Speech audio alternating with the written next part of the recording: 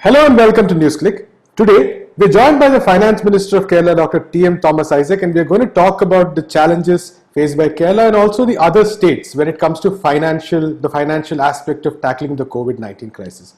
Thank you so much, Dr. Thomas Isaac, for joining us. So, the first question I had was, you mentioned in a tweet yesterday that the lockdown had to be extended, of course, there was no option. But there needs to be a very urgent action by the center to ensure that states have much more funding. And we are at a time probably when the states are at a historical low, considering the flexibility they have in mobilizing resources and utilizing those resources. So could you tell us what exactly is the nature of challenges, for instance, Kerala is facing and what the center can exactly do right now? We entered the current year under a cloud. Last year, the union government cut our market borrowing by about 1/3.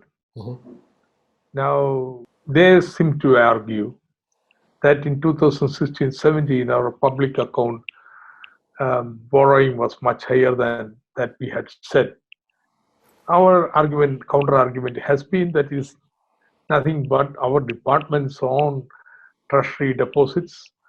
The reason being that because of financial stringency, we couldn't pay it out of the treasury ways and means restriction. Therefore, they were deposited in the treasury itself. But anyway, the outcome has been they cut our public borrowing. And on top of that, the GST compensation arrears. And therefore, we are forced to push around 10,000 crores of rupees of last year's expenditure into the current year, bill spending and so on. So it's a very bad situation. Now comes the COVID. Now, I'm convinced, we are convinced that we have to do a significant income transfer to the people. Just the people who are in the seat of power, they should sit for 1 minute and think, what will they do if their salary was not paid? But on the other hand, very eminent people to think, don't they get food? This is not the food. Human beings need some money. And therefore, we are doing our best to have this income transfer, 8,500 rupees. As welfare payments to 55 lakh people. All the rest of the workers, not pensioners, other workers, they're getting 1,000 rupees and so on. It's a very substantial income transfer within our limits. So to do that, we have been forced to front load our borrowing. We went for a 6,000 crores borrowing in the first auction. And strangely, we found the banks were unwilling to lend. They're putting up prohibitive rate of interest. And repo rate is 4.4. They want 9% rate of interest, a 15-year-old bond. And that shows how even the credit market is freezing. Now, this is the situation. Now, what do you do? April, there is no income for any state government, you see. So state governments are taking 2 expenditure cuts. Salaries are being cut and many developmental schemes are cut. I think they are even squeezing the health budget. Now, this is crazy. You force state governments who account for 60% of the overall government expenditure to reduce expenditure in times of a slump is crazy macroeconomics. Right. Therefore, I said, if you want this to succeed and the states to be in the front line of the struggle, they should think of transferring money to states. Right. Otherwise, how do we govern? See, how do we pay the salaries, spend on the health expenditures are required, ensure minimum food to all those who are quarantined and so on. So this is something they are blissfully, they're ignoring. Right. Not a word. Only money that central government has given to the states as a whole is 7,000 crores of rupees. Additional money. They would say, we give you revenue deficit grant. These are all routine things. whether it was COVID or not, that money should have come to states. But additional money given is just 7,000 crores rupees for all the states in India. Right. And therefore, this is a major lacuna. This has to be addressed. So, in terms of policy, what are the measures that the centre has to take right now? I mean, you mentioned, I think, printing of notes also is an option.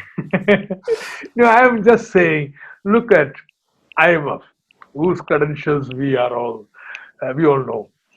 And now even they are so taken aback at what is happening in the world. They want to have a major step up in the SDR allocation. And only reason why it is not being done is because Trump is sure to veto it. Okay.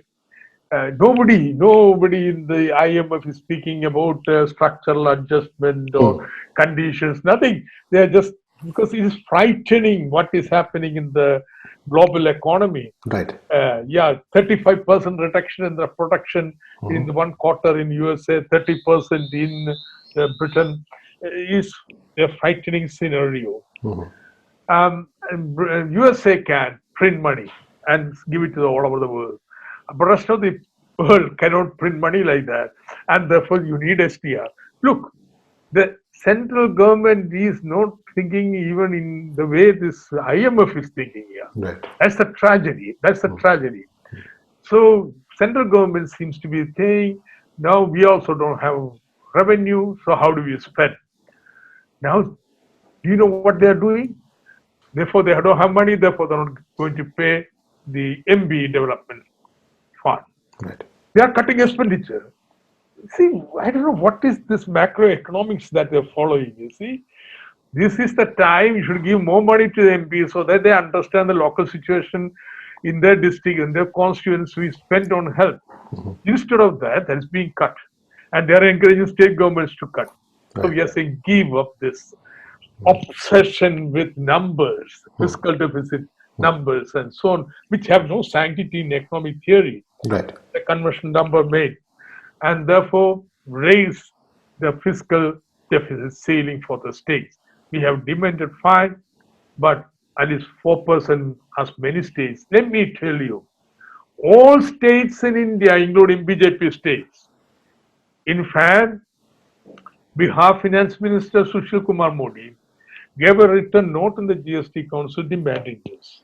So this is a unanimous demand of all states in India. Will centre listen? Right.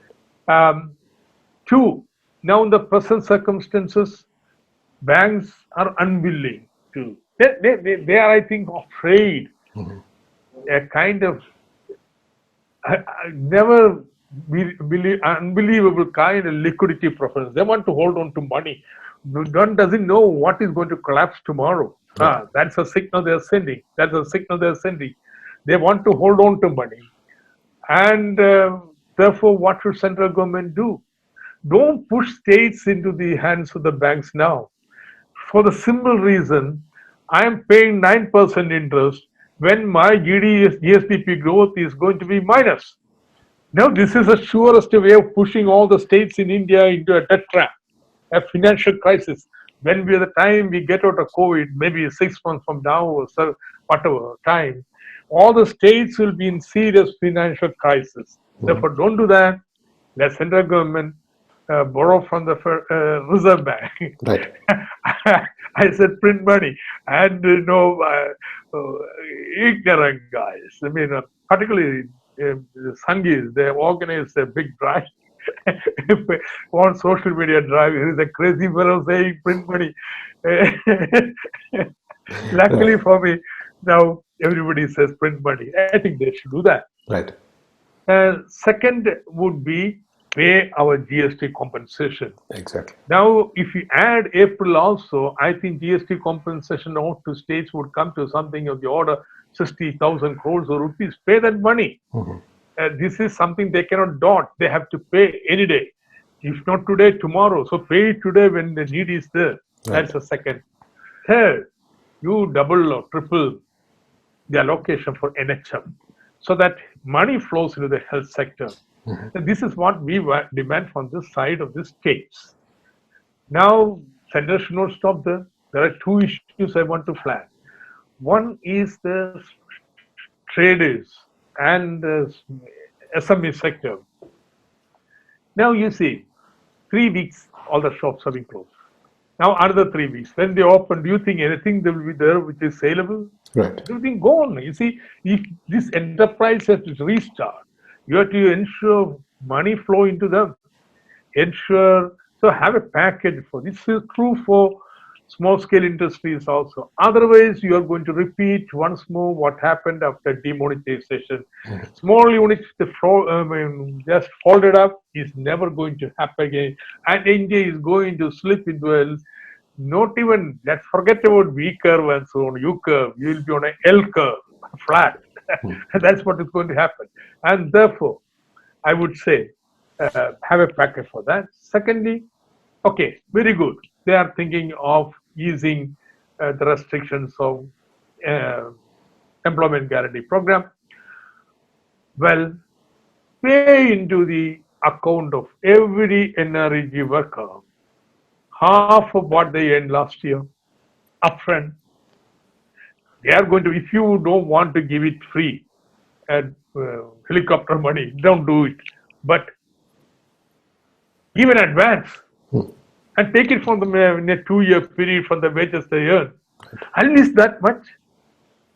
Because, people have no savings. And I think you need to work, you have to assure this money for energy comes after 3 months here. And how do they work till that time without any food? So pay advance to them. I would say if you could, if you can have a income transfer of 7,500 rupees per person, but it's too much to ask these guys. But these are things which are very simple, elementary. I don't know why it can be done. Right. So as far as Kerala is concerned, what is your evaluation of the sectors that are most likely to be affected, and what are the steps the government is taking, or at least keeping in mind in the medium term at least? Let me put it this way. I have no illusion this pandemic is going to end in May. I think we are going to have a long, a year period or year and a half period where COVID is going to be the new normal. You have to learn to live with it.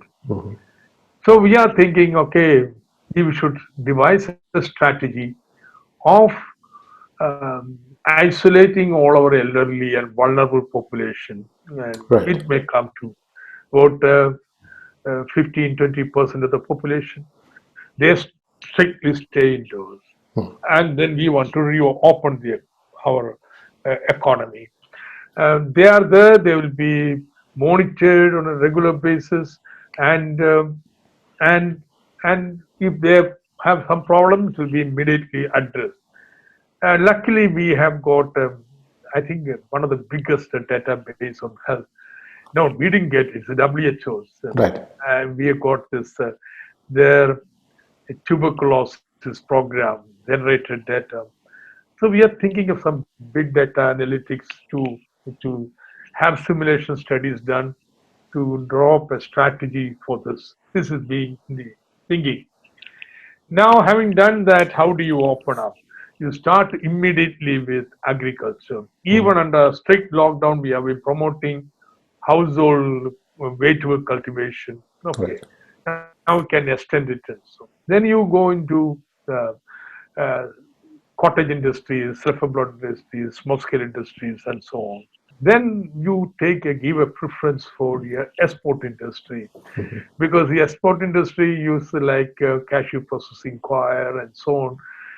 You break the contract, you may lose the market in future, and so on. There are long-run implications for future. Therefore, you'll be relaxing them. Of course, trade and so on is there. So systematically, you have to draw up a plan, and that plan has been made by a committee which has been appointed. Now, impact of COVID is going to be very different on different sectors. For example, commercial crops. They are going to be least affected, I would say. There will be immediate impact because, the demand for this raw material are going to go down because of recession. Prices are going to come down, etc. But trees are there. Okay, So I think that would be the sector which is least affected. But you know what we are afraid of, mortally afraid of, what's going to happen to our external migration, Right. migrant workers in the Gulf and Europe and so on. They contribute to about 35% of our income, equivalent to 35% of our GDP. So now it seems like a large number would be returning because there is no job there, recession there. Therefore, they all will have to come back. They cannot survive in Gulf without a job, and we want to. We are they are our citizens, and they will have to be helped. And rehabilitating them is going to be a big challenge, biggest challenge that Kerala is going to face. Not only rehabilitating them, you have to quarantine every one of them. And nobody knows the numbers. I mean, 100,000, 200,000, 300,000, one doesn't know. It's going to be worse than Kuwait war, where we had to take in something like 60, 70,000 people. But now this is going to be much larger. Right. So this is one problem, one issue that there are sectors like tourism, for example, which will take a long time. Okay, tourism is not going to open up, but we want to plan for the next season, December. Okay, December starts the new season, and we'll start the marketing now. That's what will start. Thinking that things will be normal by December. We are not going to lie back and see December to come, but we'll start. And I think Kerala, Resilient Kerala, will be our brand name. You know, all these people from USA, Britain, and so on who were marooned in Kerala, they are living from Kerala with a great impression. Those who have been in our hospitals, their testimony is they wouldn't have got better treatment in Europe. Right. So I think we will utilize them also and plan. So what I want to say is exit strategy is going to be much more complicated because it is not an exit from COVID. COVID will be there. Right. And until herd immunity comes up or they get Vaccine, for instance. for that. Right. And one doesn't know these uncertainties. So I think we will left. And one sector is the China. We have to learn what the hell they're doing. Really, it's a great job, but we can't do that. But I read today in Economist that 80% of the factory production is back. There is something amazing. The whole layout of the factories are being changed to accommodate social distancing, this, that, and the kind of unheard kind of technological changes that are being introduced. They are copying up. They don't want to give up the markets. They are going to be ready, the first ones to be in the market. Maybe we could learn a little bit from the pharmaceutical industry in Kerala, the medical devices, and so on and so forth. And this is appropriate time to make a step forward in that. We have a long thinking. We have a health sector which is appreciated all over. Maybe we should have a sector like the pharmaceutical also, some factories like what Safrullah did in Bangladesh. I found we have one public sector unit, KSDP is named. Oh, they tell me they're just waiting for license. This organ transplant, the patient has to take lifelong some 5 pills, which cost 250 rupees now. These are telling me that they are willing to produce it for 30 rupees. This is the difference, okay? So maybe we should have a medical device and pharmaceutical industry within Kerala. This would be appropriate time to push this. So strategically, we are thinking about this exit plan. Right. And finally, one key question that has been coming across in various debates and discussions in India is the question of internal migration itself. So, and Kerala, of course, has a large number of migrants from other states. So could you also talk about what the government's plan is, especially because this crisis has brought to light some of the issues migrants across India are facing. So now and in the coming months, what are the steps the government is thinking? Well, let me confess, I am not happy with the kind of integration that has been possible with the migrant workers in Kerala. Kerala has to be a very different type of government and governance system. And therefore, we have to do more with the migrant workers. That's one statement I want to make. My ideal would be, I have got a book from left to right on a construction cooperative in Kerala. Now that cooperative, now majority of the workers at one of the largest construction firms in Kerala are migrant workers. And I tell you, all migrant workers are given membership in the cooperative so that they get everything equal to the Malayali worker. There's no discrimination. And when the lockdown came, they hired bus and sent all those who wanted to go at their expense all the way back to Calcutta. And they provide food, accommodation, everything for the laborers. I want them to be a role model for Kerala. Right. So now what has happened is that everybody wants to go home. Okay, because there is no money, there is no job. Therefore, alternative is to go back. Maybe there is agricultural work there in their place. Right. But that we can't allow. What we are asked is local governments to monitor all their camps. If there is not this unhygienic conditions, etc., in a camp, local government is to spend money from the plant fund, and find alternative accommodation for them, provide them food and healthcare. So every day, every local government is supposed to send a report. How many camps they visited, what they found, and what they have been doing. This condition in Kerala is much better. But as I told you, I generally feel that's not enough. We have to do better. Right. Thank you so much, Dr. Thomas Isaac, for talking to us. That's all we have time for today. Keep watching Newsclick.